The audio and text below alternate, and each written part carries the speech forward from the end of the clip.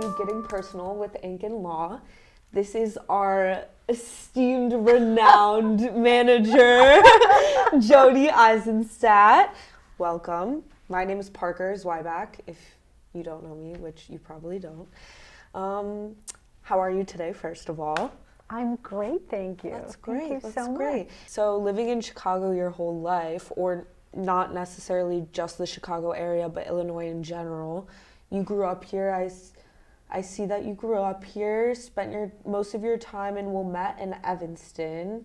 You went to school at Duke. Is it any warmer there? It is. Okay. And it's hilly, and there's Hilly. snow sometimes in the winter. How did you enjoy going to school at Duke? I loved it. You did? I had a great experience. I have amazing professors. Yeah.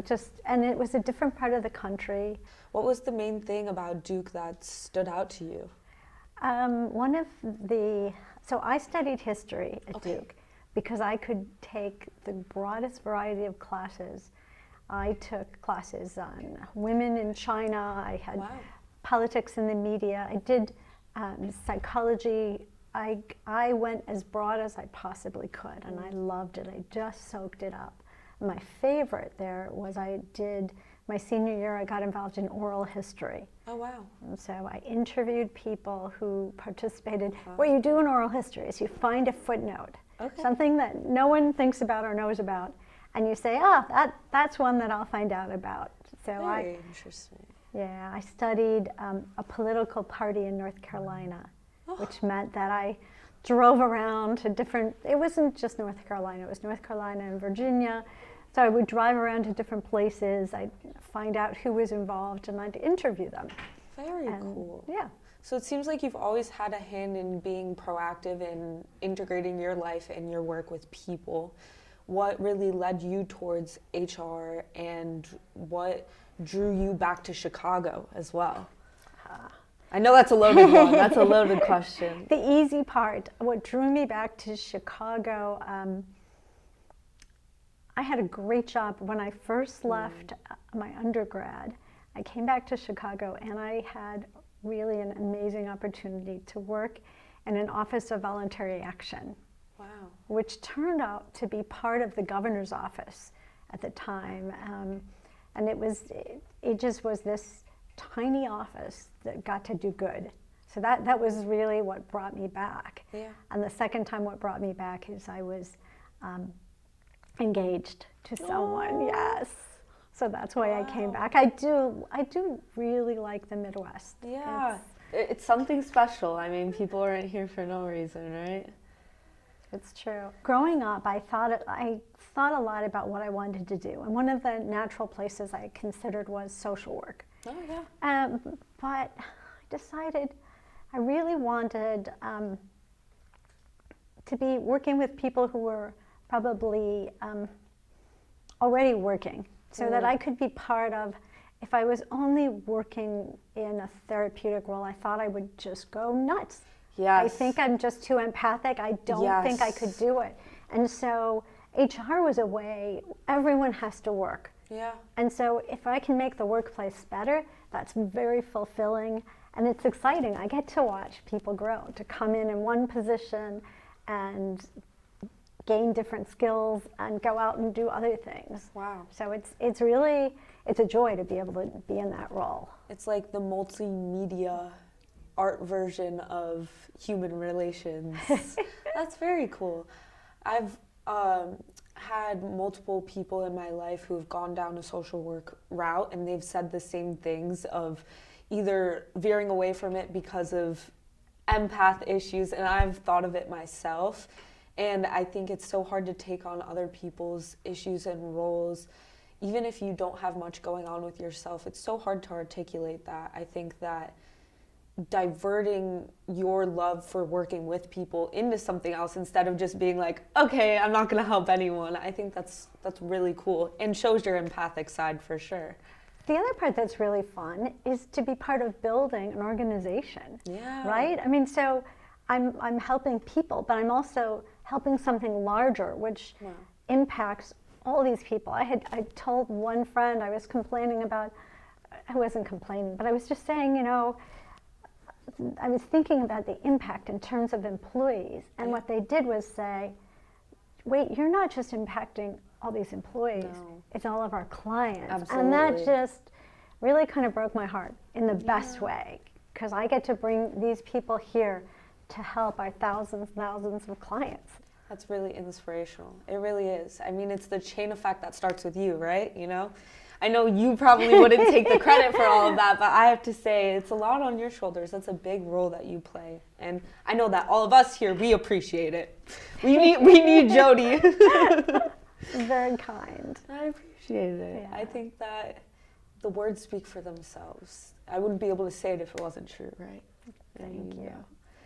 With starting your own business in HR previously, what was that experience like?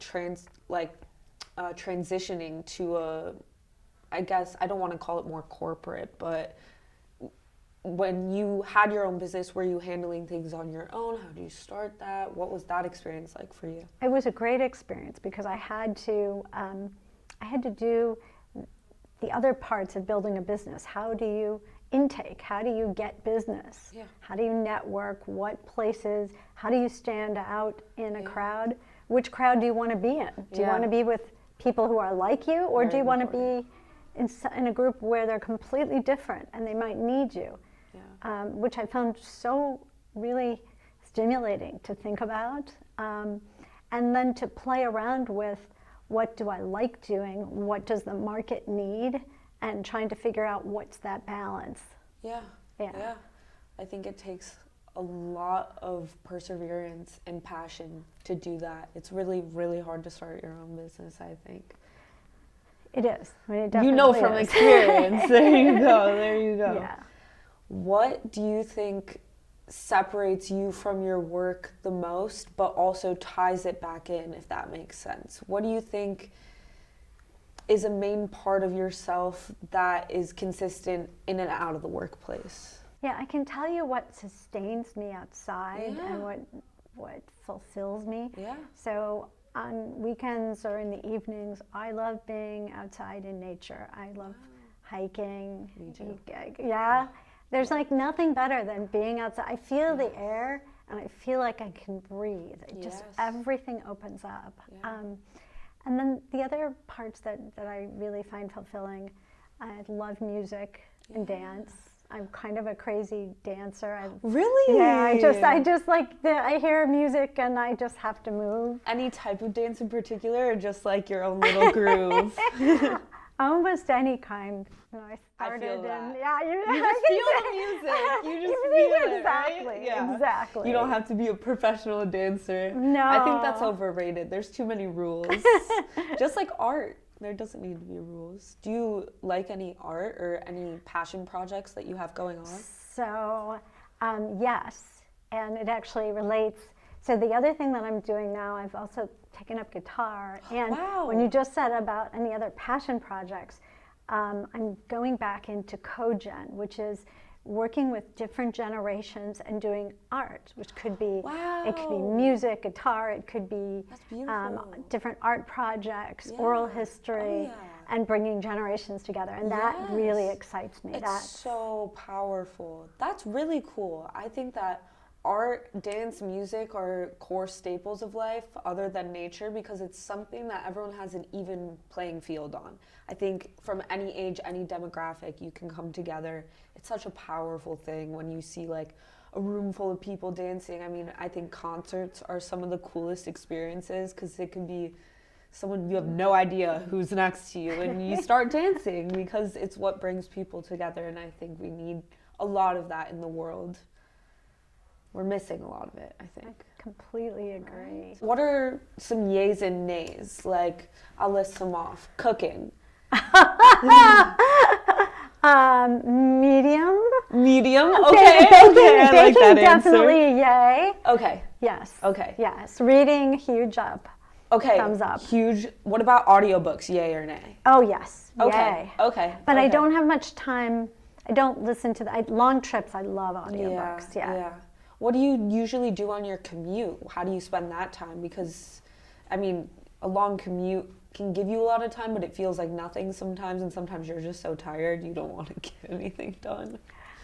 In the morning, I'm pretty disciplined. I meditate when I train, yeah. Do you listen to any recorded meditations, or do you just kind of put on a sound and get in your zen?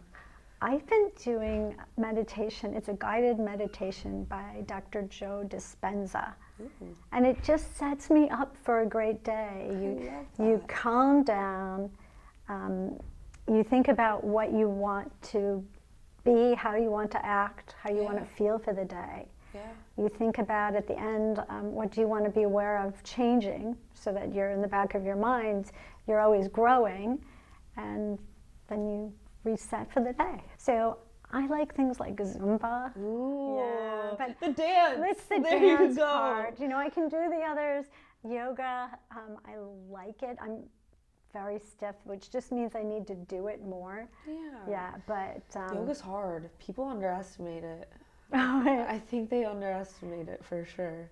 It's great stuff, though. Yeah. Have you ever seen videos of football players trying to do Pilates or yoga? I have. I took the funniest. I went on a trip last year where we went to Cozumel on a yoga retreat with snorkeling. Wow, Cozumel's gorgeous. Oh my gosh, it's just beautiful.